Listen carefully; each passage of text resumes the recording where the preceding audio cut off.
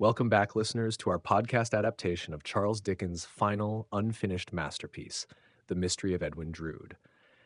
In our last episode, we were plunged into the foggy, unsettling world of an opium den in London, where we first met a man, lost in a drugged stupor, haunted by visions of a great cathedral tower. That man, as we came to learn, was John Jasper, the choirmaster of Cloisterham Cathedral. He awoke, disgusted by his surroundings and his companions, and stumbled out into the morning light, drawn as if by instinct to the very cathedral of his visions. We left him as he joined the choir for evensong, the solemn words echoing around the ancient stones. Now we follow him home, into the heart of the quiet, shadowy town of Cloisterham, for Chapter 2, a Dean, and a chapter also. The church service was over. The choir, a group of men and boys, hurried out of the great cathedral, their white robes looking a little dirty and worn. Among them were older, more important men who moved with a slow and serious dignity. Two of these older gentlemen, once outside, didn't go home with the others.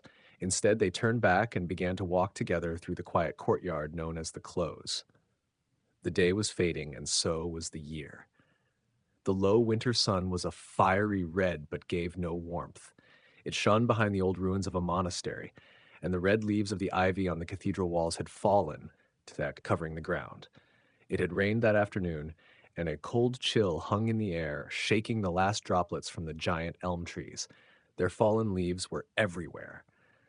A few brave leaves, blown by the wind, tried to sneak inside the low cathedral doorway, but the two men coming out stopped them, kicking them back into the courtyard with their feet. Once the leaves were dealt with, one of the men locked the heavy door with a large key, and the other hurried away, carrying a big book of music. "That was Mr. Jasper, wasn't it, Tope?" asked the first man, who was the dean, the head of the cathedral. "Yes, Mr. Dean," replied Mr. Tope, the chief verger, the man in charge of the building. "He is leaving very late."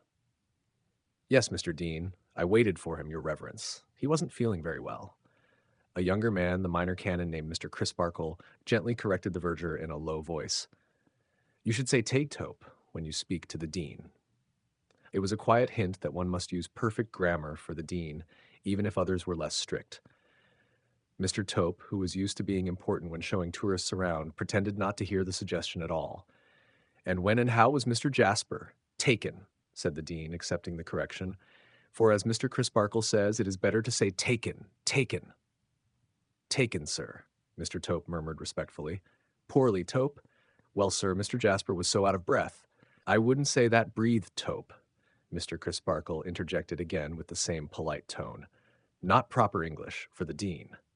The dean, secretly pleased by this attention to his status, said kindly, "To say his breathing was so remarkably short would be better."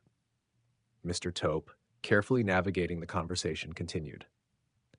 "When Mr. Jasper came in, his breathing was so short that it was a great effort for him to get his musical notes out. This might have been the cause of him having a kind of fit soon after. His memory grew dazed." Mr. Tope said this word while looking at Mr. Crisparkle, as if daring him to find a better one. A dimness and dizziness came over him, the strangest I've ever seen, though he didn't seem to mind it much himself. But a little time and a little water brought him out of his daze. He repeated the word with emphasis, proud of his choice. "And has Mr. Jasper gone home quite recovered?" asked the dean. "Your reverence, he has gone home quite himself, and I'm glad to see he's having a fire lit, for it's chilly after the rain. The cathedral felt damp and cold this afternoon, and he was very shivery." All three men looked across the close towards an old stone gatehouse. Through its latticed window a fire shone cheerfully, making the dark ivy on its front look even darker. As the deep cathedral bell rang out, a breeze stirred the ivy from where they stood, like a soft echo of the solemn sound that filled the great church. "Is Mr. Jasper's nephew with him?" the dean asked. "No, sir," replied the verger. "But he is expected. There's his shadow all alone between his two windows, one looking this way and one looking down into the high street. He's drawing his curtains now." "Well, well," said the dean, cheerfully ending the conversation. "I hope Mr. Jasper's heart is not too set upon his nephew. Our affections, however good, in this temporary world, should not control us. We should guide them. I find the sound of my dinner bell is not an unpleasant reminder that it is time to eat. Perhaps, Mr. Crisparkle, you will look in on Jasper before you go home?" Certainly, Mr. Dean. And shall I tell him you were kind enough to ask after his health? Yes, do that, do that. Certainly. Wish to know how he was. By all means. With a pleasant air, the dean nearly tipped his odd-looking hat and walked towards the cozy dining room of his comfortable old red-brick house. Mr. Crisparkle, the minor canon, a fresh-faced, cheerful, and kind man, headed to the gatehouse on his way home for his early tea. Sorry to hear from Tope that you have not been well, Jasper. Oh, it was nothing, nothing. You look a little tired. Do I? Oh, I don't think so. I don't feel it. Tope has probably made too much of it. It's his job to make everything about the cathedral seem important, you know. May I tell the dean I am here on his behalf that you are quite well again? Jasper replied with a slight smile. Certainly, with my respects and thanks to the dean. I'm glad to hear you are expecting young Drood. I expect the dear fellow any moment. Ah, he will do you more good than a doctor, Jasper. More good than a dozen doctors. For I love him dearly, and I don't love doctors or their medicines. Mr. Jasper was a dark man of about 26, with thick, well-kept black hair and whiskers. He looked older than he was, as dark men often do. His voice was deep and pleasant, his face and figure handsome, but his manner was somewhat serious. His room was also somewhat dark, which may have influenced his manner. It was mostly in shadow. Even when the sun shone brightly, it seldom touched the grand piano in the corner, or the large music books on the stand, or the bookshelves, or the unfinished picture of a young schoolgirl hanging over the fireplace. The girl in the picture had flowing brown hair tied with a blue ribbon, and her beauty was marked by a childish, almost babyish look of saucy discontent, as if she knew she was being funny. The painting wasn't very good. It was really just a rough sketch, but it was clear the painter had made it a humorous, almost mocking likeness. We shall miss you, Jasper, at the alternate musical Wednesdays tonight, but no doubt you are better off at home. Good night. God bless you. Then, being a musical man, Mr. Crisparkle sang a cheerful line of a song as he left. Tell me, shepherds, tell me. Tell me, have you seen my flow ora pass this way? As Mr. Crisparkle went down the stairs, sounds of greeting passed between him and someone else at the bottom. Mr. Jasper listened, started from his chair, and caught a young man in his arms, exclaiming, My dear Edwin, my dear Jack, so glad to see you. Take off your greatcoat, bright boy, and sit down here in your own corner. Your feet aren't wet? Pull your boots off. Do pull your boots off. My dear Jack, I am as dry as a bone. Don't fuss over me, there's a good fellow. I like anything better than being fussed over. Checked in his enthusiastic welcome, Mr. Jasper stood still and watched the young man intently as he took off his coat, hat, and gloves. From that moment on, a look of intense, watchful, and devoted affection was always on Jasper's face when he looked at Edwin, and that look was always focused entirely on him. Now I am right, and now I'll take my corner, Jack. Any dinner, Jack? Mr. Jasper opened a door at the end of the room, revealing a smaller inner room, cheerfully lit and set for a meal, where a pleasant-looking woman was placing dishes on the table. What a jolly old Jack it is, cried the young fellow, clapping his hands. Look here, Jack. Tell me, whose birthday is it? Not yours, I know, Mr. Jasper answered, pausing to think. Not mine, you know. No, not mine, I know. Pussy's. Though Edwin's gaze was fixed on Jasper, it somehow also included the sketch of the girl over the fireplace. Pussy's, Jack. We must drink many happy returns to her. Come, uncle, take your dutiful and hungry nephew into dinner. As the boy, for he was little more, laid a hand on Jasper's shoulder, Jasper warmly laid a hand on his shoulder, and arm in arm they went into dinner.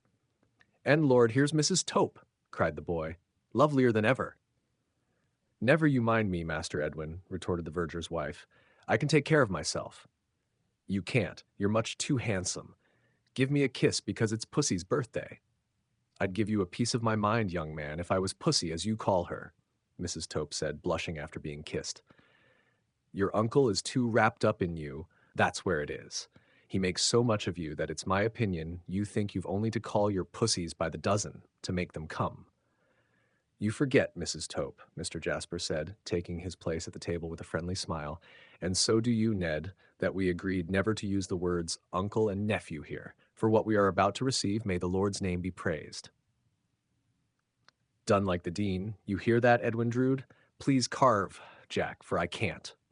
This joking remark began the dinner. Little of importance was said while they ate. When the meal was finished, the table was cleared, and a dish of walnuts and a decanter of rich-colored sherry were placed upon it. "I say, tell me, Jack," the young man began again, "do you really and truly feel that talking about our relationship makes us seem more distant?" "I don't." "Uncles, as a rule, Ned, are so much older than their nephews," was the reply. "So I have that feeling naturally." "As a rule, maybe. But what is a difference of half a dozen years or so? And some uncles in large families are even younger than their nephews. By George, I wish that was the case with us." "Why?" "Because if it was, I'd take the lead with you, Jack, and be as wise as the song says, 'Begone dull care, that turned a young man gray, and begone dull care, that turned an old man to clay.' Hello, Jack, don't drink." "Why not?" "You ask why not on Pussy's birthday, and no happy returns proposed. Pussy, Jack, and many of them. Happy returns, I mean." Laying an affectionate and laughing hand on the boy's extended arm, as if it were his giddy head and light heart all at once, Mr. Jasper drank the toast in silence. "Hip, hip, hip, hip, and 3 cheers and all that, understood. Hooray! And now, Jack, let's have a little talk about Pussy. 2 pairs of nutcrackers? Pass me one and take the other." Crack. "How's Pussy getting on, Jack?" "With her music? Fairly." "What a dreadfully serious fellow you are, Jack, but I know, Lord bless you, she doesn't pay attention, does she?" "She can learn anything if she wants to." "If she wants to. Exactly, that's it. But if she won't." Crack on Mr. Jasper's part. "How's she looking, Jack?"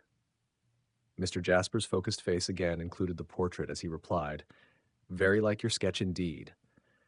"I am a little proud of it," said the young fellow, glancing up at the sketch with satisfaction, and then shutting one eye to look at it over a level bridge made of the nutcrackers in the air.